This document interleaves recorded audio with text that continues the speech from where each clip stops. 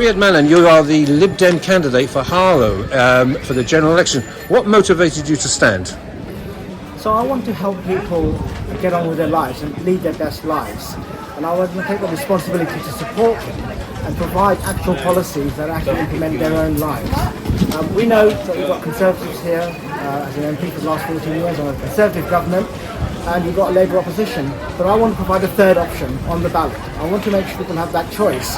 That if they don't want to vote for the two parties, they've got that third option, and I want to support them in their lives. So you don't want me to lead you down a sort of way about 14 years of Tories or Labour have no plan, it's about Lib Dem. So for example, can you give us an example of a Lib Dem policy you want people to maybe consider when they go into the polling station? Yeah, look, I want to talk about positive policies, right? And I can certainly talk about the things that we want to propose. For example, we know that parents are having trouble with their children and their dentists. We want to make sure there are enough dental appointments. We want to change the contract that dentists have so that we get more dentists locally. Similarly, in the NHS, we want to make sure we have more doctors to the hospitals here and make sure that the GP appointments are available for all the people that need them. Do you think people have been poorly served by the NHS? Not the NHS, but the government who look after the NHS. Absolutely. I think there is a underinvestment in the last 14 years that we need to change and tackle that situation. That these things don't happen overnight. Over 14 years, there's been consistent underfunding by the Conservative government.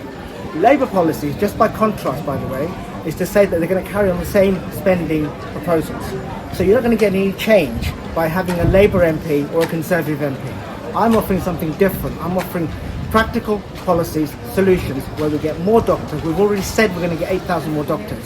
4,000 from new recruitment, 4,000 from existing people that we want to keep on board. Practical policies. What's your impression?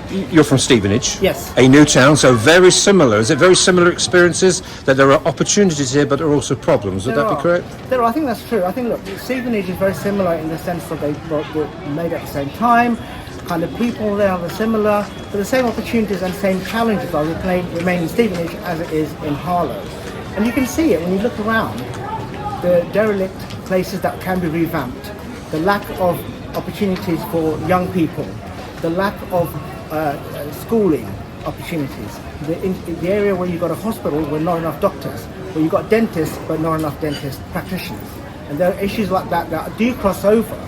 So I can bring that experience from Stevenage as a living resident there to see what we can do in Harlow. Lib Dems have successful areas, don't they? I mean, geographically, like the southwest of London, St Albans. So why do you think they're attractive in some areas and still not making a breakthrough in others? I think two things come to mind. Firstly is, why are they being successful in those areas? We are putting together positive policies, and the same thing I'll do for Harlow. The second thing is, look, I recognise we're the underdog here. I recognise we're the third party, fourth party here, right? We don't have enough people, but what we do have is the ideas that can challenge the two parties currently who take their vote for granted. So I want to do what we did in Harlow, in St Albans and other places, to say, look, we want to make sure that we have practical policies for you and your family. And that's the way we change things and challenge the two-horse race thing that we keep telling us about. You're at the question time for local elections in which there was less than 30% turnout, and there is an apathy and a cynicism amongst people. How can you change that? We have to excite people. We have to excite people to give them the reason to vote. A lot of people don't vote because they don't know what we can do, or any politician can do, to improve their lives.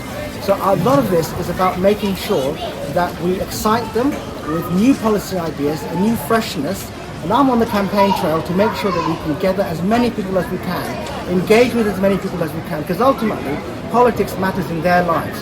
Whether it's a doctor's appointment, or whether it's a dentist's appointment, whether it's a school, crumbling school, not enough doctors, all of that plays into politics. We want to engage them on that level. And we're just a week into the general election campaign. Have you enjoyed it so far? Are you looking forward to the next 4 weeks? I have enjoyed it. You know what? The thing I get excited about is talking to people about their challenges.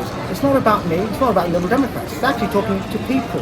The shoppers here that you see here, the residents, people are talking to me about their educational issues here, the hospital issues here, maybe bread and butter issues, but for them, it's critical issues. So our job as politicians is to look after them and make sure we can provide some solutions to their challenges. So yeah, I'm really enjoying it. I'm looking forward to the next 4 weeks.